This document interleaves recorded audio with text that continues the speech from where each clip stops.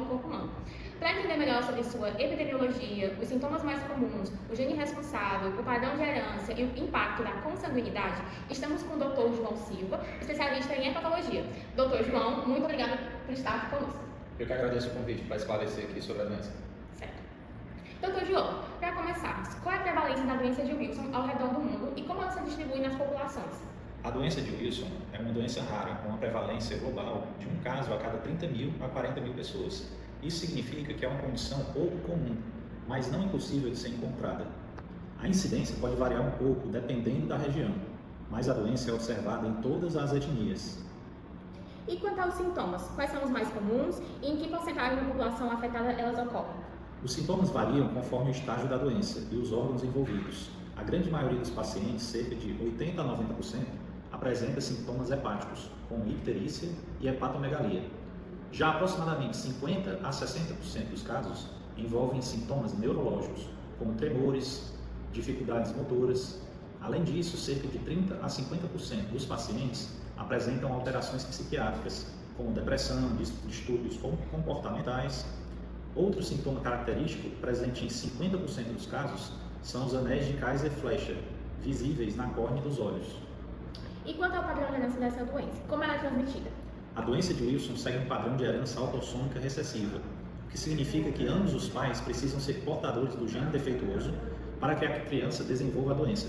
Ou seja, se ambos os pais são portadores, a chance de a criança herdar a doença é de 25%. Se apenas um dos pais é portador, a criança não desenvolverá a doença, mas poderá ser portadora. Agora, em relação à consanguinidade, como ela impacta no risco de desenvolvimento da doença de Wilson? A consanguinidade, ou casamento entre parentes de grau próximo, aumenta o risco de doenças genéticas recessivas, como a doença de Wilson. Isso ocorre porque a probabilidade de ambos os pais compartilharem o mesmo gene defeituoso é maior. Assim, a chance de uma criança herdar as duas cópias do gene mutado também é maior. É fundamental compreender os fatores de risco e os sintomas da doença de Wilson para que o diagnóstico e o tratamento sejam feitos o mais cedo possível. Agradecemos a disponibilidade do doutor para o nosso jornal e agora vamos mostrar um caso que ocorreu no Hospital Walter Cantídio, em Fortaleza, que foi solucionado pela dupla de super-heróis Super Zinco e Kelatomé, salvando a paciente dessa doença.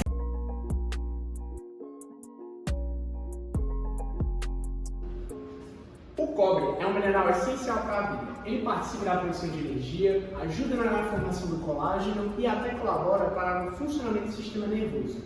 Mas o que acontece quando o equilíbrio dele se perde? Oi pessoal, eu sou o Cobre e sempre ajudo vocês no dia a dia. Dou energia, fortaleço os tecidos e ainda cuido do cérebro. A doença de Wilson, uma mutação genética no gene ATP7B, impede que o cobre seja eliminado do corpo. A proteína ATPase, que antes transportava o cobre, agora não funciona mais. O que antes era essencial, agora é tóxico.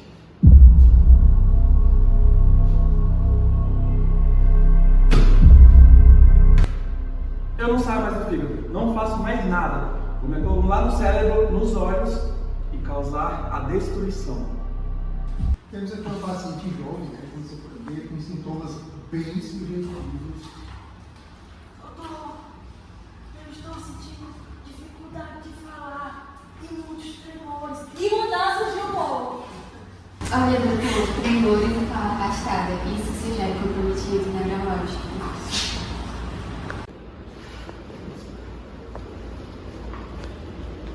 E aqui estão as famosas anéis de Kaiser-Fleischer, o acúmulo de cobre na córnea. Na doença de Wilson, os sintomas incluem alterações hepáticas, neurológicas e até psiquiátricas, como irritabilidade, como você pode ver, e depressão.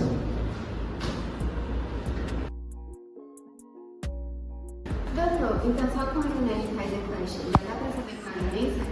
Bom, o diagnóstico ele pode ser confirmado com exames, como, por exemplo, a ceruloplasmina diminuída, o cobre sérico alterado e, em alguns casos, a biópsia hepática também mostra um acúmulo de cobre. Mas existe tratamento para mim? Sim! Para tratar a doença de Wilson e enfrentar o acúmulo tóxico de cobre, chegam dois grandes heróis. Eu sou o Super Zinco, entre em competição com o cobre no intestino e ele não é mais absorvido. E eu sou o Kelatoman, eu me ligo ao cobre acumulado e eu elimino na urina, limpando o corpo dessa ameaça.